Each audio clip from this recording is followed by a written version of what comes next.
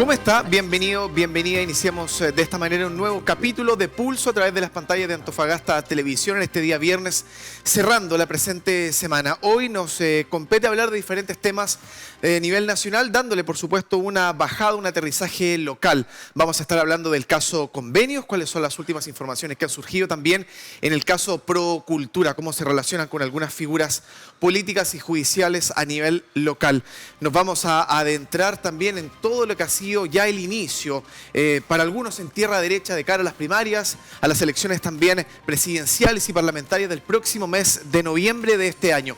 Cómo se está moviendo la brújula, en algunos casos un poquito más descalibrada que en otros, a nivel nacional también y local. Y por último vamos a estar conversando en base a ello sobre la política y su renovación generacional, nuevos líderes que surgen, nuevas caras, por supuesto, nuevos nombres con los quienes nos hemos venido familiarizando en el último tiempo. Para ello me acompaña Gabriela Carrasco, abogada, militante del Frente Amplio, el señor Diego Fernández, abogado independiente por Renovación Nacional, y nuestra panelista semanal, Francis Espinosa, doctora en Ciencias Políticas. A contar de ahora iniciamos 60 minutos de conversación, de análisis y debate. Bienvenidos y bienvenidas a un nuevo capítulo de Pulso.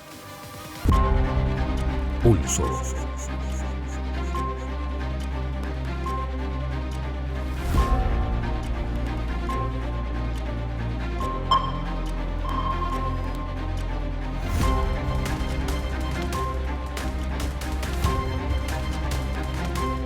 En Antofagasta Televisión. Bienvenidos a Pulso.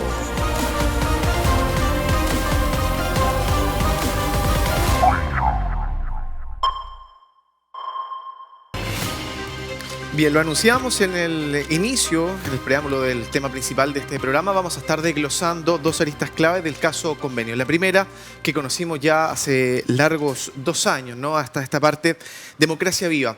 Hemos sabido el devenir de este caso, pero nos concita también la atención lo que ha circulado en la prensa local y nacional esta última semana referente a la situación actual de la desaforada diputada Catalina Pérez en su rol, al menos está siendo apuntada como y ligada directamente al caso Democracia Viva, donde se habla de un monto que alcanza los 426 millones de pesos.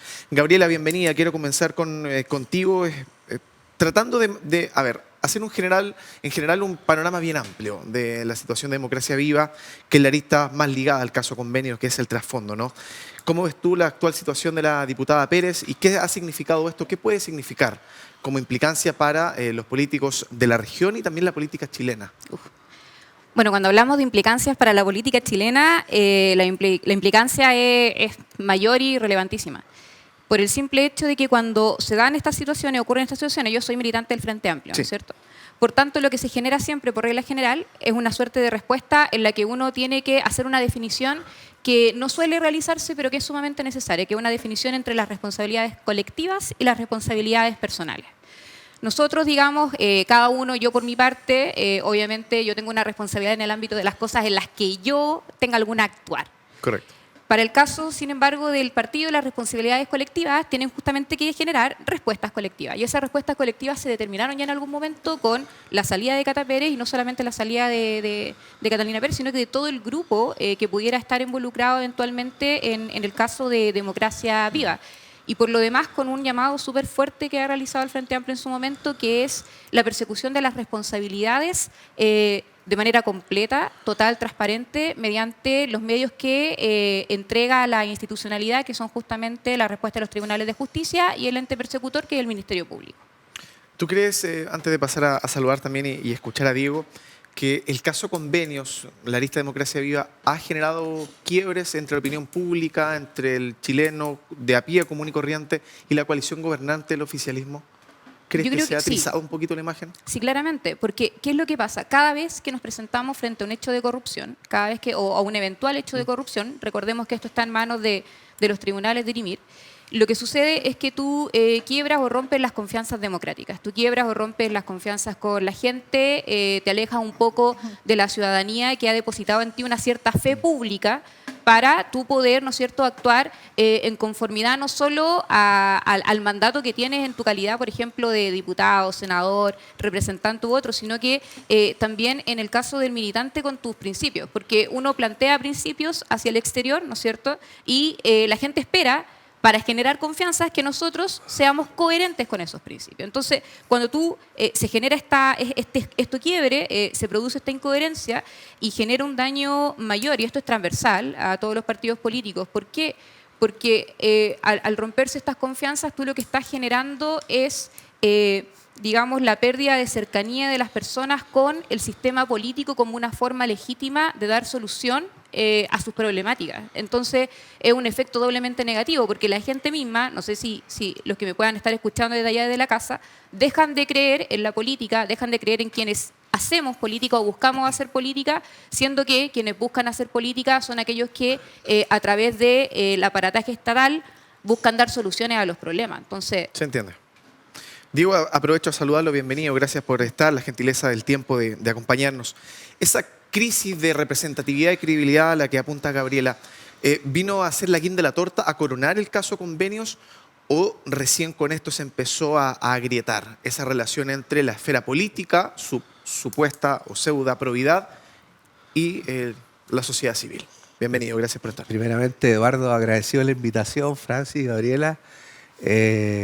Bueno, yo creo que este es un caso que ha sido muy bullado en el país. Yo creo que lamentablemente genera evidentemente un deterioro en la imagen del gobierno actual. Y como bien decía Gabriela, existe una lejanía por parte de la ciudadanía con el gobierno de turno. Y en definitiva vamos viendo que las encuestas mismas lo señalan. La última encuesta que señala de que la imagen el porcentaje de evaluación respecto de los partidos oficialistas y el propio gobierno llegan a una desaprobación de más del 80%. Entonces, es la ciudadanía finalmente la que visualiza este desorden y estos casos de corrupción que lamentablemente han afectado no tan solo a la fe pública, sino que también a la autoridad de gobierno de turno. En ese caso, doctora, aprovecho también a saludarla de paso, ¿cree que situaciones como esta, casos como estos, van a tener injerencia directa, pueden influir de aquí en adelante a la carrera presidencial, en la papeleta de noviembre? ¿Va a ser un tema que el chileno al momento de votar lo va a tener presente? Quizás no tanto, hay otras prioridades. Bienvenida. Sí, muchas gracias nuevamente por tenerme en su programa. Muy buenas noches. Bueno, dos cosas bien importantes. En primer lugar, efectivamente, uno ve un deterioro en los niveles de aprobación del gobierno. Sin embargo, ve algo bastante significativo, que no hay una oscilación tan significativa entre aprobación y desaprobación en el caso de la encuesta CADEM. Es decir, uno pudiese decir que la aprobación o desaprobación del presidente Boric es parejita. O sea, no hay niveles, digamos, tan significativos pese a los casos, en este caso Convenio, y también el caso Monsalve. Eso es lo primero. Lo segundo, yo creo que tal vez lo más discutible con respecto a esta coalición de gobierno son dos cosas. En primer lugar, digamos, un poco la visión aspiracional que tenía la coalición en términos de una especie de poder ético que era superior a la política tradicional. Entonces, dado que ellos estaban en una superioridad ética significativa, digamos, estos casos pudiesen ser, digamos, todavía más complejos. O sea, digamos, quien se cree más la muerte seguramente, digamos, genera más crítica. Y lo segundo, que me parece también bastante preocupante, es cierto que el poder determina la encapsulación de la problemática, ya sea en el hecho o en personas, que en este caso es Catalina Pérez. Sin embargo, me queda la sensación de que siempre se planteó la coalición de gobierno como una gran familia. Y en la gran familia, digamos, las conductas disfuncionales, por llamarlas de alguna manera, o en este caso los miembros disfuncionales de la familia, no tendrían por qué ser inmediatamente expulsados. Me refiero, expulsados posiblemente sí en términos, digamos, de la normativa del partido, pero no tan expulsados del partido. Es decir, ella tiene la culpa, nosotros no. O sea, hay que tener ojo, digamos, de qué manera construimos el discurso.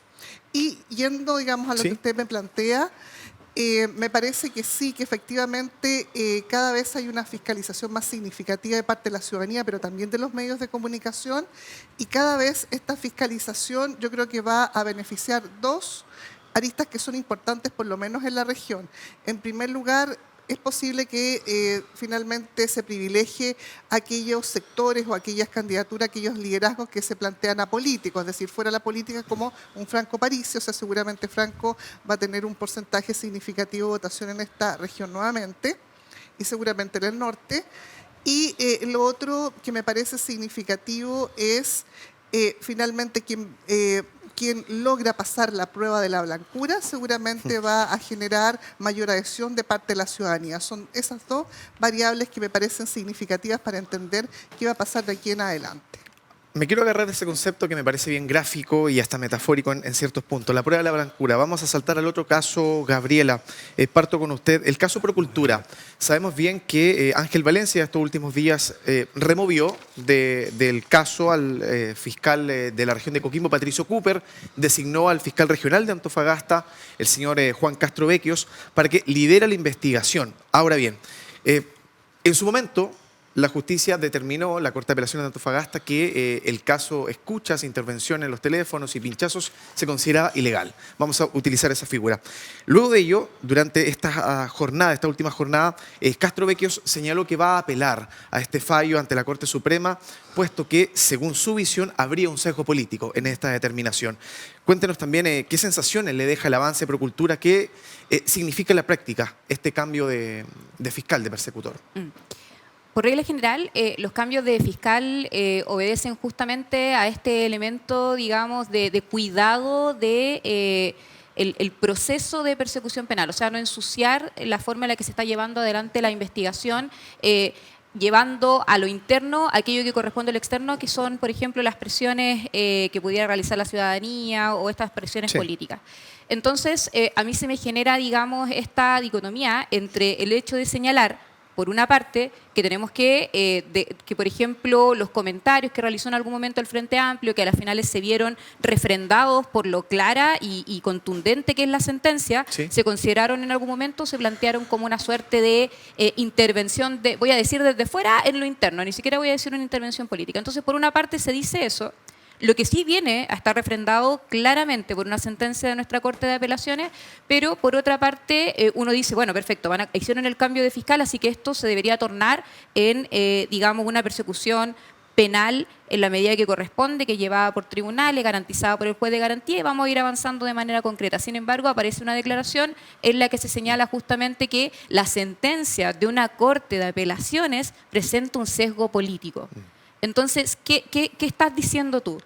¿Hay una desconfianza en la forma en la que yo trabajo dentro de mi propio sistema o no hay una desconfianza en la forma en la que yo trabajo en mi propio sistema? Porque no puedes tener las dos. O sea, no puedes a un día decir, acá hay una intervención política externa que hace que busque una presión que hace que saquen a un fiscal y después o también la misma fiscalía decir, bueno, y acá nuevamente nos encontramos con un sesgo político en la resolución de un tribunal, digamos, de justicia.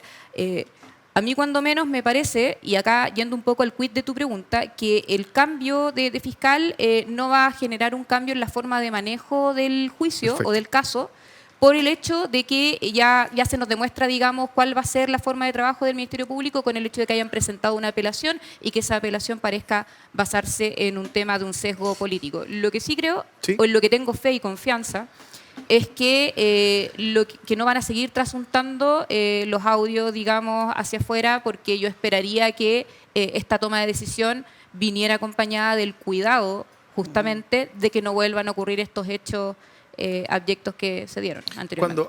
Mira, ahí estamos viendo un titular, Diego, aprovechamos a enlazar también lo que aparece en pantalla. El fiscal del caso Procultura acusa que falló, que invalidó el pinchazo, fue por opiniones personales y consideraciones políticas. Estamos hablando del caso Procultura, la arista con mayores fondos públicos involucrados, presuntamente involucrados dentro del caso Fundaciones, que es el marco general. El fiscal Castro Becchios también dijo lo siguiente esta última jornada a medios locales, que Procultura, así como Democracia Viva, tienen las mismas características de complejidad. Uno pudiese llegar a inferir qué complejidad en cuanto al fondo, pero también la forma de investigar. ¿Siente usted que, hay alguna expectativa real puesta por parte de la comunidad, de la esfera pública y judicial, desde lo político, con el fiscal Castro Becchios, que además ha sabido liderar también otra investigación en cuanto a Democracia Viva? Sí, yo creo de que el fiscal regional creo que ha generado una confianza, por así decirlo, en la ciudadanía y en las autoridades de que, entre comillas, haber cambiado o que se haya cambiado el fiscal del caso genere una mayor garantía de imparcialidad y transparencia y probidad respecto al estado procesal de la misma causa que estamos conversando. ¿Ah? Eso del punto de vista jurídico. Sí. Ahora, desde el punto de vista político, yo recuerdo las palabras del presidente Boric que decía que en todos los casos de corrupción él no iba a descansar hasta caiga quien caiga. Sí. Lamentablemente en este caso el único que cayó fue el fiscal que lo investigaba ellos mismos. Entonces, esas situaciones en política no se pueden dar. O sea, lo que uno señala verbalmente tiene que traducirse en las acciones concretas, sobre todo cuando estamos hablando del presidente de la República. ¿Con qué sensaciones se queda también la sociedad civil, Francis, desde su lectura, con este tipo de situaciones cuando vemos alguna inconsistencia? Ahora, entendemos que esta apelación que presenta Castrovecchios fue bien valorada, al menos esta última jornada, desde el oficialismo y desde la oposición. Creo que ahí se generó un equilibrio. Pero ¿cuál es la sensación que queda a nivel país con esto? Entendiendo, lo dijimos hace una semana atrás cuando hablamos también de manera más somera de estos temas, puede ser que acá se haya destapado una olla que parece no tener fondo. O sea, vamos sacando una, pero sacamos varias más a la vez. Sí, eso, digamos, ese es un primer punto, ¿no? El hecho de que es como una especie de iceberg o madeja que vamos tirando y podríamos tirar y llegar, como dice Diego, incluso al presidente. Lo segundo que me parece importante, yo creo que la gente confunde procultura con convenio. O sea, hay como un paquete de atributos ahí que confunde y que nos confunde a todos, a veces incluso los medios de comunicación también lo hacen. Entonces, frente a eso, la gente plantea que es toda, digamos, una gran mama de corrupción y que está asociada en este caso al gobierno. Pensando que también han habido actos de corrupción, sobre todo en municipalidades más cercanas a la derecha. Y lo segundo, me tomo respecto a lo que dice Gabriela, el concepto de dilema de la seguridad. El dilema de la seguridad plantea justamente este espiral, digamos, de desconfianza que se va generando. Bueno, en realidad es un concepto un poco más de política internacional, pero hay una espiral de desconfianza que se va generando, entonces queda la sensación de que todos desconfían de todo.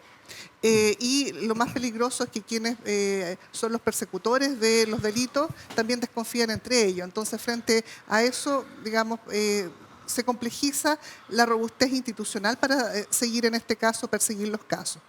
Y tal vez lo otro que me parece bastante significativo es de qué manera la ciudadanía un poco se plantea por qué estos casos involucran tanto dinero, ¿no? Digamos, la banalidad en este caso del dinero que se transforma, con una palabra que yo uso bastante, en una pornografía, es decir, una cosa realmente pornográfica con respecto a los usos o mal usos de los dineros estatales, que son el impuesto a todos los chilenos y chilenas. Ahora, Gabriela, vamos a ir profundizando un poquito más en el caso Procultura, porque también relacionó de alguna manera, más tangencial para algunos, más profunda para otros, al gobernador actual de Antofagasta, ¿no? El señor Ricardo Díaz, que confirmó esta última jornada a la prensa que él sí había declarado en calidad de imputado, despojándose de cualquier tipo de culpabilidad en sus palabras, solamente diciendo que ser imputado y citado en esa calidad de declarar no significa que haya tenido alguna injerencia directa. ¿Qué significa en tu lectura que también la figura del gobernador, cuando están siendo 7 gobiernos regionales investigados, en este caso Procultura, por unos montos que habrían sido traspasados, lo digo en potencial, lo vamos a manejar de esa manera, por más de 6.000 millones de pesos? Ya vamos a ir con lo que también ahí se metió con una polémica con el diputado Jaime Araya, pero ¿qué sensación te queda cuando sale a la luz y se relaciona al gobernador? Sí. Bueno, primero que todo, es súper importante esclarecer que el atestiguar en calidad de imputado es una decisión, digamos, de la forma en la que el ente persecutor, el Ministerio Público, busca tomar o llevar la causa, ¿ya? El hecho de ser llamado a declarar como imputado no determina desde ya, en caso alguno, y esto tiene que ser lógico, tiene que ser asentado, no determina en caso alguno ningún tipo de culpabilidad. Lo único que permite es que luego el testimonio de tener algún elemento, digamos, importante sea debidamente utilizado en el juicio a nivel, digamos, probatorio con alguna mayor potencia. Esa fue una determinación del Ministerio Público en la forma en la que busca, digamos, llevar adelante esta causa. Entonces, imputado no es igual, nunca va a ser igual a culpable, igual es importante que lo sepamos. Y de hecho, justamente lo que señala el gobernador en su momento es que él no presenta culpabilidad alguna y eso es algo que va a tener que determinar el tribunal. ¿Qué se me produce a mí con esto? Que primero, y acá también me tomo de las palabras que decía Francis, me preocupa mucho la identificación que se hace entre el caso Democracia Viva, convenios y Procultura, haciendo entender justamente que esta es una masa informe de corrupción que se atribuye, por ejemplo, al gobierno, cuando en realidad en montos... Y acá, por favor, no se entienda que uno está jugando al empate, si los datos son datos. O sea, los montos en su mayoría afectan a gobernadores y municipios y otros de derecha, con independencia de lo que podamos determinar de si nosotros faltamos a la fe pública como partido, porque nosotros veníamos con otra carga ética que se, digamos, ¿cómo decirlo?, se erosiona con el tema del caso Democracia y del caso Convenio. Pero entonces, lo que dice claramente el gobernador es, yo declaré en calidad de imputado, eso a mí no me hace culpable en ningún caso. Y desde ya diría yo que, nuevamente, y esto es una frase cliché ya, pero a esta altura creo que hay que rescatarla, hay que dejar que las instituciones funcionen. En ese sentido, digo, cuando dejamos que las instituciones funcionen, por ejemplo, vamos dando cuenta de algunos proyectos de índole social, comunitaria, que se empezaron a detener o bien están en riesgo de ello. Por ejemplo, el tema del Hogar de Cristo. Hace pocos días supimos la noticia que en algunos casos va a cerrar de manera definitiva. Sí. Genera una repercusión distinta, ¿no? Sí. Por ejemplo, el nombramiento de algunos puntos del caso Procultura, el gobernador Díaz sigue señalando que hay que relacionar más al Servio, por ejemplo, en algunos casos de algunos proyectos y de traspaso de dinero, más que al mismo gobierno regional, y que él solamente está en calidad de imputado declarando, representando a la entidad que él encabeza, ¿no? Sí, bueno, yo creo que aquí hay que separar un poco respecto de las implicancias de la causa propiamente tal. A ver. Como bien señalaba Gabriela, el gobernador está citado en calidad de imputado, sí, por efecto que es el representante legal del gobierno regional. Claro. ¿Ah?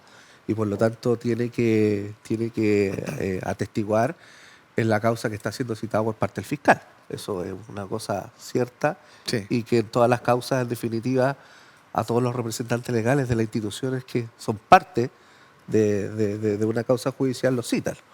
Ahora, llama la atención que sea el gobernador de Antofagasta, evidentemente. Por supuesto. Claro. ¿Ah? Ahora, no podemos tampoco tapar el sol con un dedo, pero fue este gobierno regional, con este gobernador, claro, el que asignó los fondos a Procultura. Claro. O sea, eso es indudable. Por lo tanto, lo que sí creo que hay que ser muy responsable y que la gente en su casa entienda que hay una separación evidentemente entre ser imputado, que uno lo citan a la fiscalía a poder prestar declaración, y otra cosa es lisa y llanamente cuando uno está sentenciado por un tribunal de garantía, en el cual con una sentencia condenatoria, que son dos cosas totalmente distintas. Pero evidentemente que el gobernador está citado porque en definitiva es parte de la causa. Vamos a cerrar este bloque, nos tenemos que ir a la pausa. Le voy a dejar planteada una consulta muy breve a la doctora Francis para que a la vuelta ya nos vamos a meter en la carrera presidencial y parlamentaria, pero antes me gustaría que dejásemos boteando esta inquietud. Ayer jueves, el gobernador en los medios de comunicación locales salió mencionando que por parte del diputado Jaime Araya esto era una vendetta política contra su persona, ¿no? Que le tendió, comillas, una trampa en una locución a la que tuvo caso en su momento. Ahí está el titular: vendetta política, gobernador Ricardo Díaz acusa maniobra de Jaime Araya para vincularlo con el caso Procultura. ¿Qué puede significar esto en la práctica? ¿Qué cosas hay que quizás no dejar soslayando ahí? ¿Y qué análisis más profundo puede tener? Pausa y seguimos. Sigue Pulso por Antofagasta Televisión.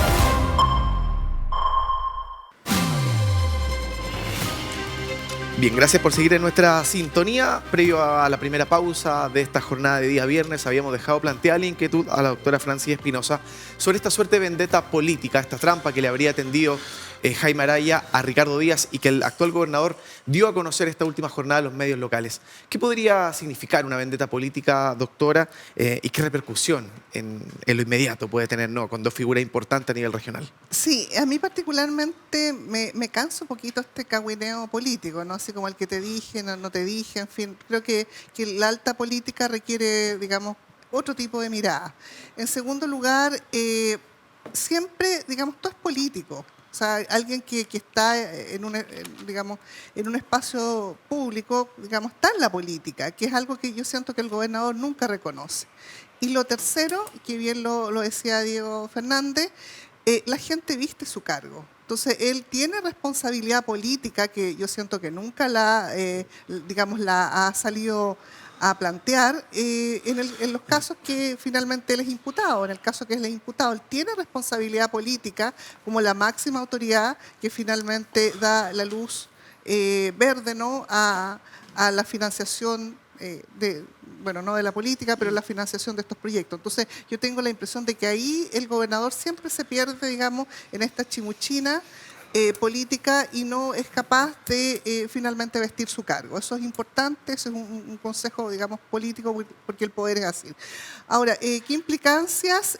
Yo tengo la impresión que esto va a quedar como, digamos, como cagüineo político, va a quedar en esta cosa, digamos, el dime y te diré, pero o con vos vienen, con vos van, como decía Dinamita Show, y finalmente vamos a seguir siguiendo de cerca este caso y viendo otras implicancias, digamos, más políticas, impacto directo en la carrera presidencial y de diputados también y diputadas. Podría ser entonces parte del anecdotario. Vamos a entrar de lleno, Gabriela, le invito a que nos exprese su opinión sobre, ya nos queda poquito, ¿no?, sobre las primarias en el oficialismo, qué significa desde su visión para este bloque, va a acrecentar la unidad, puede marcar un poco la diferencia al interior de la centroizquierda, de la izquierda más radicalizada, teniendo como telón de fondo las elecciones de noviembre, la papeleta, ¿no?, que tanto le gusta ya empezar a mirar.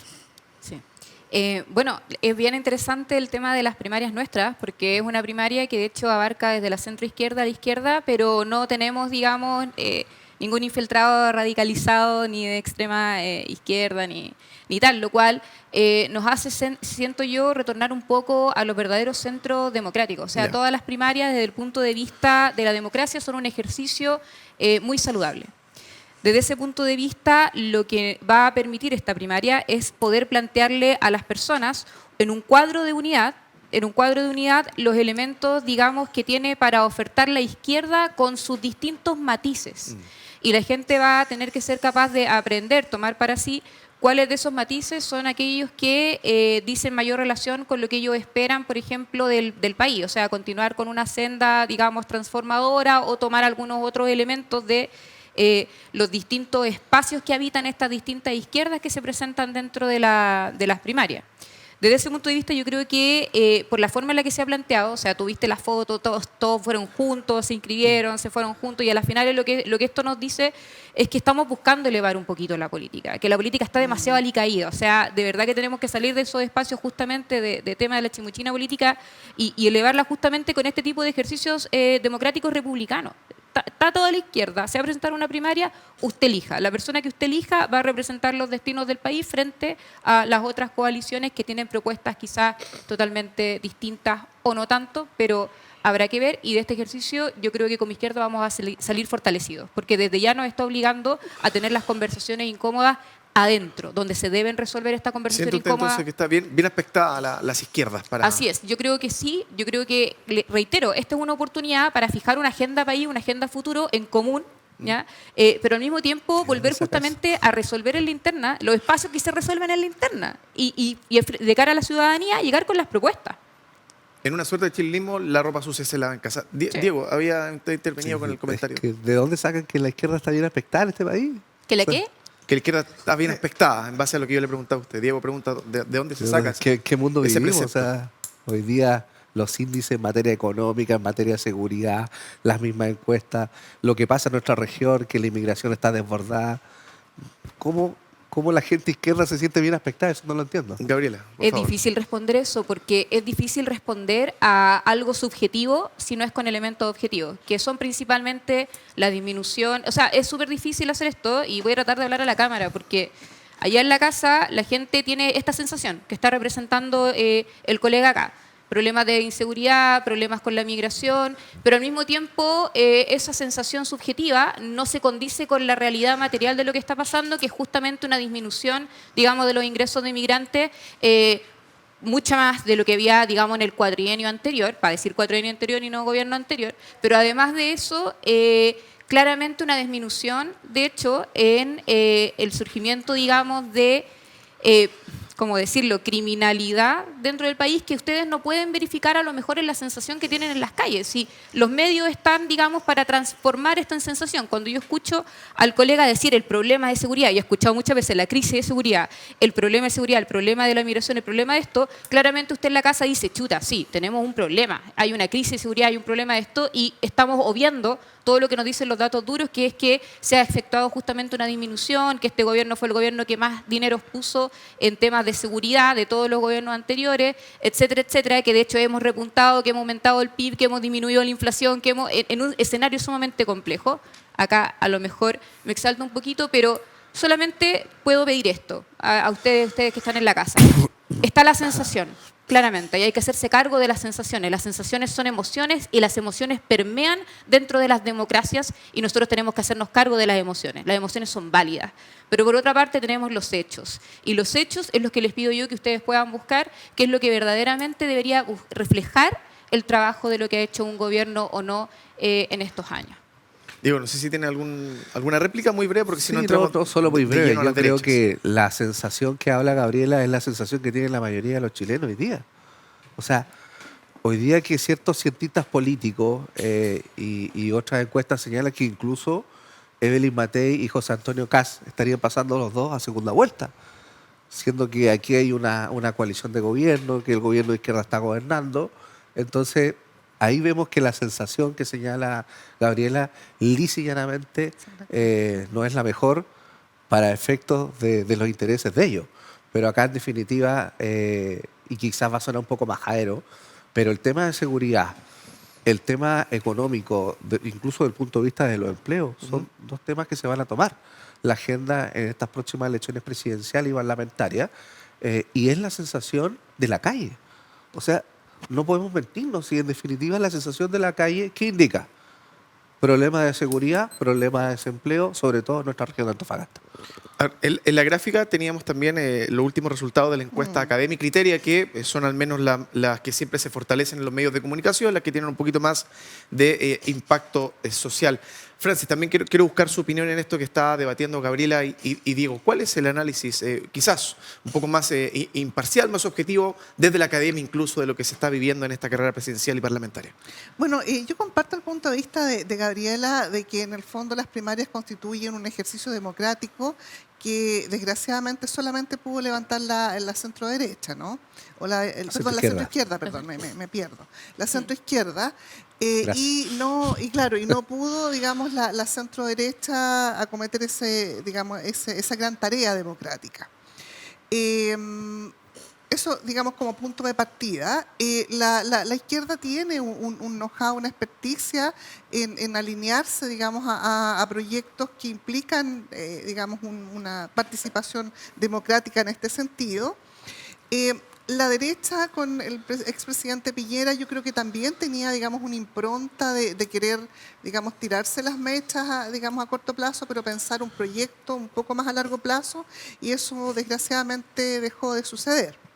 Ahora, sin duda, tanto Evelyn Matei como José Antonio Kast están bastante expectados y con proyecciones hoy en día de pasar a una segunda vuelta, si es que la derecha no se fragmenta todavía más. Eso me parece significativo. Ahora, yo tengo la impresión, digamos que es uno de mis temores, que finalmente incluso gente que se siente cercana a la derecha vaya a votar a las primarias, porque eso ocurrió la vez pasada, y finalmente vote por la candidatura, digamos, que tenga menos posibilidades porque finalmente la política es un juego de ajedrez, ¿no? Eso yo no lo he visto que se ha dicho en los medios de comunicación, pero es una preocupación que yo vengo teniendo, que gente, obviamente no puede ser militante, gente que tiene inclinaciones hacia la derecha, vaya a votar por una candidatura que no tiene proyecciones, para que esa candidatura finalmente compita con las candidaturas de la derecha. Hay que tener ojo con eso, creo yo, porque solamente la gente que tiene su corazoncito en la izquierda debiera ir a votar a las elecciones. Entonces, eso pasó con Jadwe y Gabriel Boric. Sí, Diego, le extiendo también ese análisis que hace la doctora, entendiendo también el concepto de división, de fragmentación al interior de las derechas, vamos a usar el concepto más plural. ¿Qué consecuencias puede tener esta división en cuanto a la fuerza electoral, en cuanto a las figuras que resaltan dentro de la carrera que recién veíamos en algunos gráficos? Sí, a mí la verdad, yo soy hijo de la democracia. ¿Ah? Yo nací el año 90, por lo tanto, a mí me encantan las elecciones, tanto internas que he tenido en los partidos como elecciones populares. En definitiva, a mí me hubiera gustado de que nuestro sector hubiera tenido primaria. ¿Ah? Yo creo que la falta de acuerdo y muchas veces la preponderización por parte de intereses individuales y no colectivos finalmente nos llevan a que no se pudo armar una primaria amplia y que abarcara los sectores desde el partido quizás libertario hasta los amarillos, ¿ah? Que yo creo que hubiera sido un muy buen ejercicio. Pero bueno, eso es parte del pasado. Yo creo que hoy día tenemos dos muy buenos candidatos, que es Belín Matei, José Antonio Kast y Johannes Kaiser también, que en definitiva van a estar en la papeleta en primera vuelta y que yo creo que más allá de los partidos políticos, sino que en definitiva la ciudadanía, cuando hablaba Gabriela de este sentir, la gente independiente, la gente que no participa de la vida partidaria de los partidos ni oficialistas ni de oposición, van a ir a votar por aquel candidato que en definitiva garantice, una estabilidad social, económica y sobre todo en materia de seguridad. Por lo tanto, yo creo que este panel debiéramos tenerlo en segunda vuelta, ¿sí o sí? Y ampliarlo, ¿no? Hacer casi una mesa redonda. Gabriel, en ese sentido, ¿cuáles son las principales preocupaciones que tienen que abordar, o que tienen que abordarse, bien digo, de los antofagastinos y antofagastinas en ambas carreras? Las parlamentarias, en la presidencial, ¿dónde sientes tú que está la tecla que tienen que tocar esas caras y esos nombres en cuanto a lo regional? En cuanto a lo regional, primero hay que hacerse cargo de lo regional, pues. O sea, yo esperaría que las candidaturas justamente en algún momento hicieran sus planteamientos en materia de regionalización, entrega de agencia, digamos, a las distintas regiones y más que nada el reconocimiento de que las identidades regionales son todas distintas y por tanto las problemáticas regionales también son todas distintas. Desde ese punto de vista yo estoy esperando la señal, yo estoy segura que nosotros la vamos a dar prontamente, de que hay un interés marcado en relación con eso. ¿Por qué? Porque tú podrías observar la carrera, digamos, de las primarias desde el punto de vista de la generalidad y desde el punto de vista de la generalidad país, ofertar dos tipos de, digamos, de ideas. Una corriente que diga, perfecto, vamos a mantener la línea, ¿no es cierto?, del progresismo, del impulso transformador que ha permitido que Chile hoy día cuente con, digamos, la ley de las 40 horas, la ley Papito Corazón, que a todo esto 2.000 billones de pesos. Yo considero que eso es un monto, en cuanto a 25 teletones, FONASA que tenga copago cero. O sea, tenemos la opción de, a pesar de tener, digamos, un Congreso que es 50 en contra y de hecho presenta mayoría en el Senado, se han logrado llegar a acuerdos transversales, que es algo que yo considero valioso porque van en la medida de los apoyos de la gente. O sea, se ha sabido organizar para generar esto. Entonces, tienes la forma de seguir con este gobierno, digamos, de transformaciones que han redundado en mejoras claras para el bienestar de la gente, o también tiene la otra opción que pueda decir la izquierda, el resto de la izquierda, que podría ser como, mira, nosotros participamos de este gobierno, pero tenemos a lo mejor otras cosas que plantear, distintas, a lo mejor no digamos, algo transformador, pero algo que busque contener, volver, digamos, a estos espacios de tranquilidad que le da a la gente pensar en la seguridad, en el hacer un poquito menos, en el no desbordar, digamos, en el marco de los avances. Que yo por mi parte pienso que podemos hacer las dos. Yo pienso que tú puedes seguir una línea de transformaciones que vayan en beneficio de las personas, logrando mantener también los centros que le otorgan tranquilidad a la gente, que busque estabilidad. En ese sentido, Diego, esa estabilidad se logra, generando un equilibrio entre la potencia que tienen algunos nombres, que varios de ellos son bien avesados, pero de repente puede quedar la sensación, el relato popular, de que uno va a votar más que nada por iniciativas que sean materializables, realmente concretables, más que por una idea, más que por un color, una ideología, un nombre, un partido. ¿Sientes tú que de repente los partidos han despotenciado a las figuras o son las figuras las que generan ese efecto en los partidos? ¿Quién está desbalanceando un poco? ¿Por qué se genera sensación en la gente?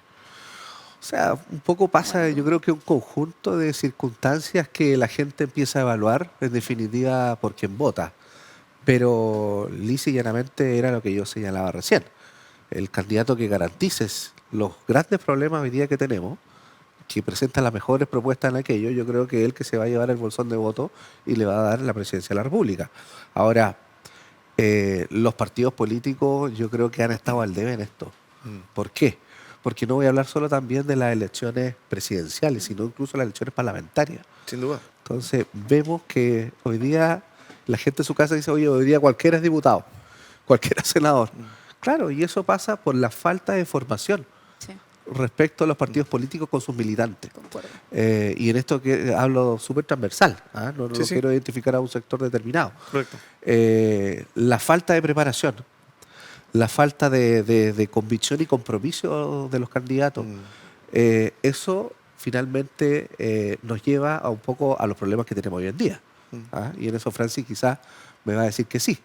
Pero en definitiva, los candidatos hoy día a las elecciones parlamentarias, por ejemplo, en la región de Antofagasta, hoy día vemos que no hay mucho recambio. Porque en definitiva los partidos dejaron de formar a su gente, y en esto quizás me voy a meter al bloque más adelante, pero ya viene. No hay mucha gente joven que se le den los espacios y las oportunidades para que tengan la oportunidad de competir, por ejemplo, en un escaño parlamentario. Solamente para cerrar, Francis, nos tenemos que ir al corte, pero queda esa sensación, ¿no?, que también la de Lisa Diego en sus palabras, que muchos partidos en el último tiempo vienen subsistiendo necesariamente por viejos nombres, ¿no? Somos pontífices de la política chilena que han levantado los partidos, pero los partidos parece que no están levantando a nadie. No sé, en Antofagasta, ¿cómo lo ve usted? Muy breve. Sí, es poco recambio. Tal vez uno ve, claro, la coalición de gobierno un poco más, digamos, porque es una coalición relativamente joven, ¿no? Entonces, digamos, uno ve ahí más recambio. Pero en el resto de los partidos tradicionales yo diría que no, que hay poco recambio. Las escuelas no hay una escuela de gobierno en la región, por ejemplo, que siempre yo reclamo eso, entre tantas cosas. Entonces, finalmente los partidos políticos terminan, y el efecto caudillismo, que yo también lo he conversado en este panel, de qué manera, digamos, quien tenta, sobre todo el cargo de senaturía, pone, digamos, ahí a sus personas, y esas personas posiblemente ni siquiera sean digamos, que tengan tanta posibilidad de votación, pero en el fondo son puestas en este caso por el caudillo caudilla. Nos vamos a ir a la pausa y a la vuelta seguimos profundizando en esto. Dejamos la caída ahí, el bandejeo necesario para hablar de la renovación generacional en la política chilena y local y la juventud. Divino tesoro de la política, lo resolvemos a la pausa. Dale. Sigue Pulso por Antofagasta Televisión. Bien, estamos de regreso. Habíamos dejado la consigna sobre la mesa, sobre el tapete de la conversación: juventud y renovación generacional en la política chilena. Gabriela, comienzo con usted. ¿Hay una necesidad urgente de renovación? ¿Estamos caminando en un país que puede consolidar la renovación? Porque muchas veces esa nueva camada, ese recambio, quedan buenas intenciones, pero al final en la práctica no son competitivos, no son competentes en algunos casos. Ejemplos hay varios para poder mencionar. ¿Qué le parece a usted? Mira, primero que todo estoy totalmente de acuerdo. Tenemos un problema con la renovación, quizás no tan transversal, y muchas veces se pareciera notarse menos en partidos que son relativamente más jóvenes o cuya militancia es más joven, como el Frente Amplio, pero la verdad es que es transversal. Para llevarlo así como a términos futbolísticos, tú no puedes esperar tener renovación, tener un equipo que vaya a jugar, que sea competitivo, si no has trabajado en la cantera. Y la cantera demanda justamente una transmisión, una entrega, digamos, por parte de quienes ya llevan muchos años en política, los avesados en política, de los conocimientos, de la competencia, de hacer el traspaso, digamos, por decir así, del batón, qué sé yo, para que los partidos sigan existiendo y siendo sustentables. ¿Eso ha pasado? Y sostenibles. Yo siento que no. Yo siento que podríamos mejorar en muchas de esas cosas. Principalmente por el tema de que uno de los problemas que tenemos en la política es el caudillismo, como bien mencionó Francis. Y una de las formas de salir del caudillismo es que el poder también se reparta. ¿Ya? Si el sol brilla para todos, si tú eres capaz de ir generando cuadros políticos, ir apoyando, apostando por esos cuadros políticos, eventualmente lo que tú vas a generar es un entramado de personas capaces que llevan la representación de tu ideología, ya sea del partido que sea, pero que llevan la representación de la ideología a la gente y logran integrarse, digamos, en la sociedad, en el tejido social de las personas. Y tú podrías mirar y decir, oye, acá hay una persona que se dio del Frente Amplio que es muy buena. Acá hay otra persona también que es muy buena. Mira, esta persona también es súper buena. Claro. Y eventualmente, de entre esas personas habrá quien tenga aspiraciones, porque es súper válido no tenerlas también, tener aspiraciones de militar desde el punto de vista de los cargos de representación popular. Es muy válido militar desde otros espacios. Pero me refiero a que si está ese interés, es una obligación de los partidos tomar esas personas y, había una palabra muy importante que señalaron, es formarla en competencias.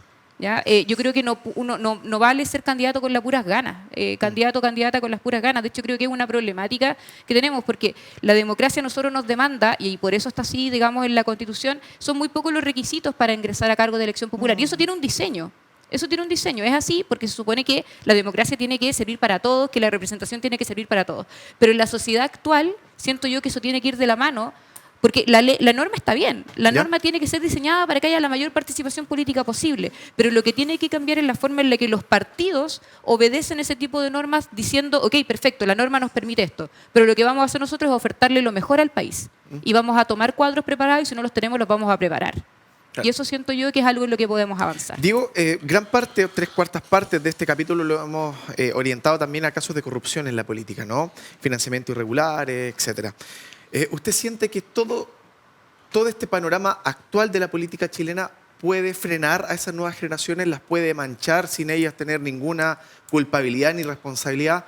¿Se puede generar un estigma que sea difícil de sortear, de saltar para las nuevas generaciones que vienen? Yo creo que hoy día se genera una dicotomía respecto de la gente joven con temas de probidad y transparencia.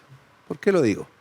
Porque en definitiva hoy día la ciudadanía que apostó hace 4 años atrás, o bueno, casi 4 años atrás, por Gabriel Boric, un gallo joven, distinto, que rompía al establishment político nacional.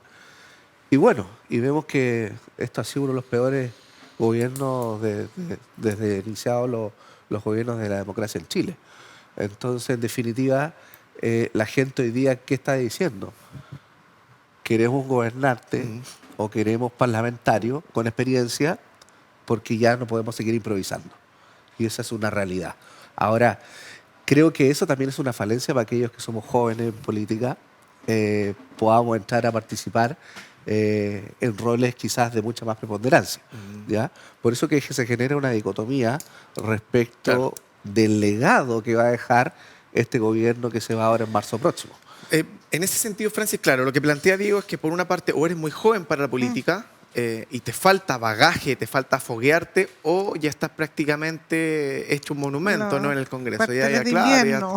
Claro, o eres muy joven o ya te pasaste mucho en edad y llevas mucho tiempo. Pero entre ese polo y polo se genera una brecha, hay un vacío ahí, que es justamente la carencia de liderazgo, que es esta falta de representatividad, de referentes. Hay una cefalía tremenda en ese sentido. ¿Cómo tapamos ese vacío, esa carencia, sabiendo que o hay jóvenes que intentan ingresar a la política o hay políticos ya más avesados, más añosos, que nunca salen y no sueltan ese escaño? Sí, yo creo que habría que preguntarse en qué momento el GA tiene un momentum de la política. ¿A qué me refiero? Siempre, digamos, me llamó la atención que con los gobiernos democráticos hubo una generación que quedó asfixiada, o sea, una generación que no pudo, digamos, salir y que no pudo finalmente optar a cargos políticos, porque esta generación que había quedado truncada con el golpe de Estado, con la dictadura, digamos, viene y se toma el poder de manera incluso voraz. Entonces, digamos, es una generación que yo diría que está como en los 50 hoy en día, que nunca pudo, digamos, proyectar, y que además eran militantes, que eran presidentes de federaciones, o sea, uno esa gente la vio, esa gente desapareció. Entonces, digamos, yo lo conversaba, digamos, y me decían, bueno, pero es que la otra gente tenía hambre de tomarse todo el poder completo. Entonces, ahora la pregunta, ¿en qué momento estamos en la política? Y si, digamos, la juventud tiene opciones para ir desarrollando una meritocracia política, Bueno, en primer lugar, una cosa interesante que digamos que ocurrió en dos fenómenos, que es el fenómeno del gobierno, ¿no? Que efectivamente el presidente Boric y el oficialismo traía una frescura a la política, pero mi sensación es que se iban a convertir en una concertación 2.0, que ya lo hablábamos en el programa anterior. Y lo otro que yo veía también algo interesante era la lista del pueblo, que traía, digamos, la frescura de la agencia, es decir, traía realmente la gente que venía de la ciudadanía a tomar el poder, entonces eso, digamos, no resultó. No resultó por distintas variables, pero, digamos, el punto es de qué manera hoy en día los partidos políticos se hacen cargo, asumen que debe haber generaciones de recambio y proyectan estas generaciones de recambio en las posibilidades de los partidos políticos. O sea, no pueden andar bajando a la gente, en el caso de Diego Fernández que lo bajaron, ¿no? Entonces, no se puede andar bajando, digamos, a la juventud, si es la juventud la que finalmente debiera proyectar la política. Y yo creo que sabiamente, como Ricardo Lago, hay gente, por lo menos en esta región, se lo he dicho y se han molestado, que ya debieran irse a los cuarteles de invierno. Sí, claro. A ver, Gabriela, para entender también el concepto recambio, necesariamente lo tenemos que relacionar a la edad, si uno quiere. Pero hay otro matiz, que es otro tipo de recambio, y lo vimos los últimos años en Chile, los últimos 5 o 10 años, cuando figuras reconocidas de otros mundos, por ejemplo, el mundo del espectáculo, de la televisión, del deporte, llegaron a la política. Ahí hay un matiz, hay un cariz distinto en cuanto al concepto renovación. Vemos que una periodista de farándula terminó sentada en el Congreso, por ejemplo, que un cantante como Florcita Motúa lo mismo, que deportistas como Sebastián Keitel y Erika Olivera también. Eso en su momento gustó, después como que dejó de convencer un tanto a la gente. ¿Qué sensación te da hablando de esta dualidad del concepto recambio? ¿Por dónde lo tenemos que tomar? Lo que pasa es que en ese caso, lo que ese tipo de recambio produjo es más bien una diversificación en las temáticas que se incorporaban al Congreso, o así debió haber sido en principio. O sea, si estoy incorporando personas que salen, digamos, de sus espacios, que son espacios culturales, que son espacios, no sé, digamos, del deporte, entre otros, e ingresan a la política, lo que yo esperaría es que trajesen el mejor bagaje de eso y lo incorporasen en iniciativas, por ejemplo, de ley que vayan a mejorar justamente esos espacios porque es su ámbito de expertise. Claro. Lamentablemente, o no sé si lamentablemente, pero en la realidad es así. El Congreso está para determinar sobre toda la normativa del país, con interés en distintas comisiones. Por tanto, ¿qué va a pasar? Lo mismo que yo decía anteriormente. La diversificación en política siempre es buena cuando la misma venga acompañada del sentido de realidad que implica adquirir las competencias para estar sentado en el hemiciclo. Claro. Y eso es lo que no ha pasado. O sea, hubiéramos podido generar una instancia virtuosa en la que estas personas que traen su diversidad, que la diversidad es un valor, y la incorporan dentro de un proceso como es la generación de normas u otro, sí, podrían haber dado, digamos, buenas señales al país, y no se dio porque faltaba la otra patita, que es justamente esta capacidad también de entender que todo requiere preparación. Claro. Si queremos servir bien, tenemos que saber bien. Muchas veces se sabe bien, muchas veces hay preparación, pero esa renovación no se da. En la práctica, digo, ¿qué pasa? ¿Cuáles son las principales barreras u obstáculos que presentan los jóvenes que quieren ingresar a la política? O al menos una cosa es llegar y otra cosa es mantenerse también en el tiempo. ¿Cuáles son los obstáculos? Sí, claro. Yo creo que eso habría que separarlo respecto de los sectores. Ya. Yo creo que el sector que representa a Gabriela, creo que le ha dado mucho más tiraje a la chimenea respecto a su gente joven que a nosotros mismos en la derecha. ¿Ya? Nuestro sector es mucho más difícil poder avanzar en política, en definitiva porque pasan las decisiones, son muy centralistas. ¿Ya? Los partidos nuestros oficialistas pasan sus decisiones por las directivas nacionales, que evidentemente tenemos directivas regionales. Subdivisiones, claro. Yo fui también presidente regional, pero también sufrí de cómo nos ponían la pata encima cuando algún coronel en Santiago o algún cacique del Mapocho no le parecía lo que uno estaba diciendo, o a alguien que estaba proponiendo. En definitiva, yo creo que eso nunca va a cambiar. ¿Ya? Es parte de la política como decía un libro, de la Realpolitik. Eso es lo que realmente pasa y que la gente sepa en su casa. Una cosa es lo que vemos en películas o lo que vemos en la televisión, pero este juego político es duro, por eso que dicen que la política es sin llorar. ¿Ah?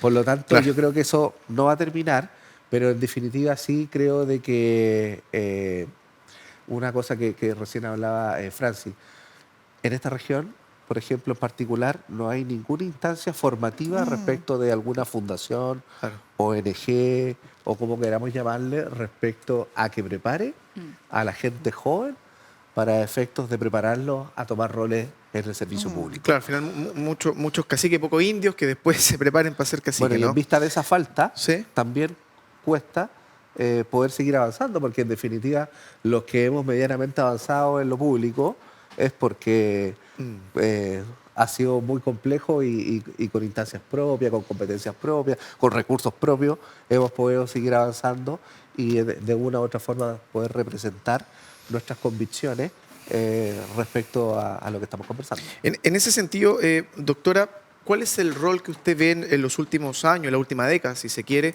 de los jóvenes también en el electorado, al momento de sumarse a generar candidatos que le interescan, a sumarse a la política como un interés quizás, no necesariamente militando en algún partido ni siendo una figura política, solamente yendo a votar, comprometiéndose con la responsabilidad que cada ciudadano tiene en la papeleta cada 4 años? ¿Cómo está el rol de los jóvenes en el electorado puntualmente? Bueno, yo creo que a partir del voto obligatorio hay un antes y un después, ¿no? Pero no solamente en términos cuantitativos, no solamente porque uno se ve obligado a ir a votar, sino que yo recuerdo a estudiantes que me decían, digamos, yo no estaba ni ahí con la política, pero claro, así como tuve que ir, y incluso me sentía levitando, decían mis estudiantes, una cosa súper entretenida. Claro. Y lo otro que efectivamente, digamos, la coalición de gobierno tenía una energía política que no logró, digamos, tener José Antonio Kast, por eso podríamos discutir, digamos, ahí si va a digamos, ya más viejo va a tener esa energía política que no tuvo. Una energía política que movilizó a la gente joven, o sea, hace 30 y tantos %, yo creo que todavía es gente joven. Algunos adultos mayores que se han visto beneficiados con, digamos, con los avances que ha hecho el gobierno. Sin duda. Y las mujeres también. Entonces yo creo que hay un piso ahí interesante, pero cada vez recibimos más jóvenes en la educación superior. Y esos jóvenes directamente, yo que hago teoría política y gobierno, me dicen que no les interesa la política. Una Entonces, bulia, es claro, súper difícil, digamos, tratar de entusiasmarlos, primero por una asignatura y después para que en el fondo se hagan cargo de una responsabilidad cívica. Entonces yo tengo la impresión de que ahí, digamos, tal vez la tarea, digamos, la próxima tarea frente amplista debiera ser justamente volver a movilizar a esta juventud hacia la candidatura que finalmente determine las primarias.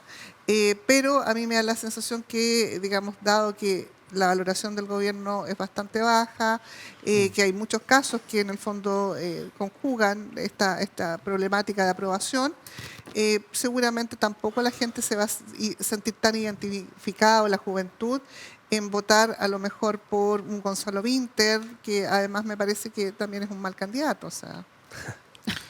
Vamos llegando casi al término, momento de hacer las consideraciones finales. Gabriela, la invito a que nos pueda dar un resumen, una línea para el mensaje que quiere entregarle a la gente que nos está mirando a esta hora de todo lo que hemos hablado en el programa. Ya, a ver, está difícil, pero lo un vamos, resumen bien sintetizado. lo vamos a intentar, bien sintetizado. Primero, a nosotros los chilenos y chilenas nos gusta de repente una frase que se dice, por ejemplo, el que nada hace, nada teme. Y en relación con el primer punto que nosotros estábamos hablando anteriormente, para poder no temer nada, cuando no hacemos nada, necesitamos que los sistemas democráticos, el Estado de Derecho y las garantías constitucionales funcionen para todos y todas. Eso en un primer punto. Un segundo punto es que claramente nosotros necesitamos avanzar hacia renovación de la política, personas que no necesariamente sean más jóvenes, pero que vengan de distintos lugares, pero puedan aportar su expertise y sus conocimientos dentro de la política para hacerla misma más expansiva, enriquecerla también en estos espacios de diversidad y más que nada también poder darle respuesta a justamente a las problemáticas sentidas que tienen las personas, que ya lo sabemos, se habló mucho, ¿no es cierto?, de seguridad, de inmigración y tal. Y me gustaría también finalizar justamente con esta diferenciación, o sea, tratemos de distinguir siempre entre los sentires que son provocado justamente por el medio, por lo que nos dicen, por lo que nos repiten todos los días, y las realidades, que son aquellas cosas que se pueden comprobar mediante, digamos, los resultados de, resultados en números, resultados tangibles e informaciones pertinentes. Para finalizar, lo que yo podría decir es que si buscamos amalgamar todo, necesitamos retornar a los espacios de centro democráticos. Perfecto. Diego, lo mismo. Palabra al cierre, por favor. Sí, yo primeramente vuelvo a agradecer la invitación y dejar un mensaje a la gente en sus casas. En definitiva, respecto al punto primero que estábamos conversando, yo diría que hay que dejar que las instituciones funcionen. Hay que dejar que la Fiscalía, que los tribunales de justicia funcionen y dejar un poco la chimuchina política. En segundo lugar, respecto a los temas que conversábamos del gobernador, el gobernador tiene que hacerse cargo de su cargo. Él es un ente político, él dejó de ser activista medioambiental y dejó de ser académico en la universidad. Claro. Por lo tanto, él tiene que responder tanto a los requerimientos que le exija el fiscal o los tribunales y sobre todo a los temas políticos que demanda esta región por los problemas que tenemos. Y en tercer término, yo invito a todos los jóvenes que tienen ganas de construir un Chile mejor, de que haya equidad y todos los problemas que hoy día estamos viendo, no tan solo en nuestra comuna, en nuestra región, sino en el país, y que es una sensación generalizada, ¿ya? No vista desde un interés particular. Sí. Los invito a que participen. Necesitamos gente joven que empiece a representar nuestra idea para, en definitiva, poder construir la sociedad que todos queremos. Bien, agradecemos a Gabriela Carrasco, abogada militante del Frente Amplio, a Diego Fernández, abogado independiente de Renovación Nacional, a nuestra panelista Francis Espinosa, doctora en Ciencias Políticas, hoy conversando un poquito de corrupción, de la carrera presidencial y parlamentaria de este 2025 y también el tan anhelado y manoseado recambio generacional de los jóvenes en la política chilena. Nosotros les extendemos la invitación para que el próximo lunes a la misma hora, a las 20, nos encontremos junto a ustedes. Gracias por estar del otro lado. Que tengan buen fin de semana. Hasta pronto. Fue Pulso, un espacio de propuestas, lo que marca la agenda, las decisiones de futuro, conversaciones y análisis en profundidad, contingencia y debate. Pulso. Por Antofagasta Televisión.